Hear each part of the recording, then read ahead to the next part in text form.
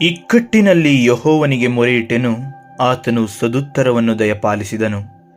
ಕೀರ್ತನೆ 120 ಅಧ್ಯಾಯ 1 ವಾಕ್ಯ. ಅದ್ಭುತವಾದ ಈಜುಪಟುವಾದ ಒಬ್ಬ ವ್ಯಕ್ತಿ ಸಂಜೆಯ ವೇಳೆಯಲ್ಲಿ ಸಮುದ್ರದ ತೀರದ ಬಳಿಯಲ್ಲಿ ವಾಯುವಿಹಾರಕ್ಕೆಂದು ಬಂದಿರುತ್ತಾನೆ. ಆದರೆ ಅಲ್ಲೇ ಇದ್ದ ಪೊಲೀಸರು ಅವರು ಹೋಗುವುದನ್ನು ತಡೆಯಲೆಂದು ಅವರನ್ನು ಕೂಗುತ್ತಾರೆ. ಯಾವಾಗ ಆತ ಹಿಂದೆ ತಿರುಗಿದನೋ ಆಗ ಪೊಲೀಸರೇ ಬಂದು ಆತನನ್ನು ಸಂತೋಷದಿಂದ ಮಾತನಾಡಿಸುತ್ತಾರೆ. ಏಕೆಂದರೆ ಆತ ಅಂತಾರಾಷ್ಟ್ರೀಯ ಮಟ್ಟದಲ್ಲಿ ಚಿನ್ನವನ್ನು ಗೆದ್ದ ಈಜುಪಟುವಾಗಿದ್ದು ಅಲ್ಲಿನ ಸುತ್ತ ಊರಿನಲ್ಲೆಲ್ಲ ಪ್ರಸಿದ್ಧನಾಗಿರುತ್ತಾನೆ. ಹೀಗೆ ಮಾತನಾಡುವಾಗ ಮಂತ್ರಿಯ ಮಗ ಮತ್ತು ಅವನ ಸ್ನೇಹಿತರು ನೀರಿನಲ್ಲಿ ಆಡಲು ಬರುತ್ತಾರೆ. ಪೊಲೀಸರು ತಡೆದರೂ ಅಹಂಕಾರದಿಂದ ಹೋಗುತ್ತಾರೆ. ಇದನ್ನು ನೋಡಿ ಆ ಈಜುಪಟು ಆ ಹುಡುಗರಿಗೆ, ನೋಡಿ, ಇಷ್ಟು ಹೊತ್ತಿನಲ್ಲಿ ನೀರಿನಲ್ಲಿ ಆಡುವುದು ಸರಿಯಲ್ಲ, ನೀರಿನ ರಭಸ ಹೆಚ್ಚಾಗುತ್ತದೆ, ಹೋಗಬೇಡಿ ಅಂದಾಗ ಆ ಹುಡುಗರು, ನಿಮ್ಮ ಕೈಯಲ್ಲಿ ಆಗಲ್ಲ ಅಂದರೆ ಸುಮ್ಮನಿರಿ, ನಾವು ನೀರಿನಲ್ಲಿ ಆಡುತ್ತೇವೆ ಎಂದು ಹೇಳಿ ಆ ವ್ಯಕ್ತಿಯನ್ನು ಅವಮಾನಪಡಿಸಿ ಹೋಗುತ್ತಾರೆ.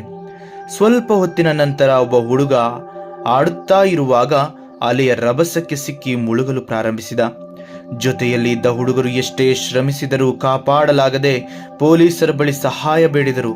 ಆಗ ಪೊಲೀಸರು, ನಮ್ಮ ಕೈಯಲ್ಲಿ ಏನೂ ಆಗುವುದಿಲ್ಲ, ಆದರೆ ನೀವು ಅವಮಾನಿಸಿದ ಆ ವ್ಯಕ್ತಿಯನ್ನ ಸಹಾಯ ಕೇಳಿ, ಅವರು ಮನಸ್ಸು ಮಾಡಿದರೆ ನಿಮ್ಮ ಸ್ನೇಹಿತನನ್ನು ಉಳಿಸಬಲ್ಲರು, ಏಕೆಂದರೆ ಅವರು ಉನ್ನತ ಈಜುಪಟು ಎಂದರು. ಆಗ ಆ ಹುಡುಗರು ಹೋಗಿ ಆತನನ್ನು ಕೇಳಿಕೊಂಡಾಗ ತಕ್ಷಣವೇ ಆತ ಹೋಗಿ ಅವರ ಸ್ನೇಹಿತನನ್ನು ರಕ್ಷಿಸಿದ. ನೆಲ್ಮೆಯ ಬಾಂಧವರೇ, ಈ ಲೋಕದಲ್ಲಿ ಕಷ್ಟ, ತೊಂದರೆ, ಸಾಲ, ನಷ್ಟ, ನಮ್ಮವರನ್ನೇ ಕಳೆದುಕೊಂಡ ಜೀವಿತ, ಅಶಾಂತಿ, ಅಸಮಾಧಾನದಿಂದ ಜೀವಿತವನ್ನು ಸಾಗಿಸಲಾಗದೆ ಮುಂದಿನ ದಾರಿ ಕಾಣದೆ ತೊಳಲಾಡುತ್ತಿರುವ ನೊಂದ ಹೃದಯಗಳೇ, ಇಂದು ದೇವರು ಹೇಳುತ್ತಿದ್ದಾರೆ, ನಾನು ನಿಮ್ಮನ್ನು ಪರಿಶುದ್ಧವಾಗಿ ಸೃಷ್ಟಿಸಿ ಈ ಲೋಕಕ್ಕೆ ಕಳುಹಿಸಿದೆ. ಆದರೆ ನೀವು ಮನಸ್ಸಿನ ಕಲ್ಮಶದಿಂದ, ಕೆಟ್ಟ ಆಲೋಚನೆಯಿಂದ ನಿಮ್ಮನ್ನು ಅಪರಿಶುದ್ಧರಾಗಿಸಿಕೊಂಡಿದ್ದೀರಿ.